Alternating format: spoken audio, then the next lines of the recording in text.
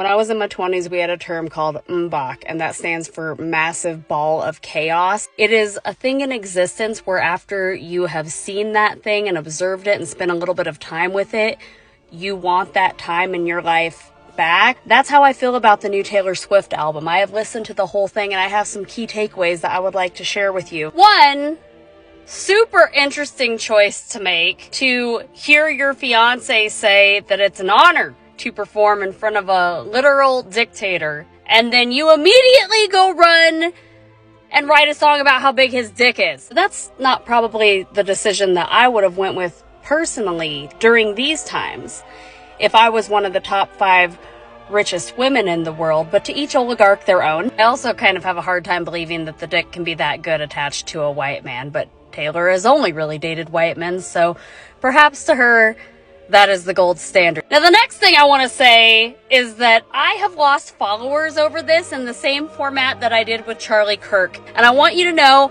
that I don't care. More white women have come out in defense of Taylor Swift in the last couple of days than have for children who are being starved and bombed right now. So if Taylor Swift is your version of feminism, ladies, I think you probably need to question your value system a little bit. I'm super convinced at this point that white women are just never gonna get it. The vast majority of us, you're just never gonna get it. You don't want to get it. Lastly, when I critique Taylor Swift's mid-album, and it is mid, let's not lie, that album is mid at best. That's being generous. Even the gays say so, alright? Why is your first response to get angry? Why is your first response to get offended and angry when you are brought to Jesus with your own problematic white woman behavior? I don't understand it, ladies. I don't get it. You don't want to be uncomfortable in any capacity. You don't want to move over even a modicum of an inch on that couch. And I just kind of feel like it's giving cis straight white mediocre man vibes for you to instantly have your first reaction be anger when I criticize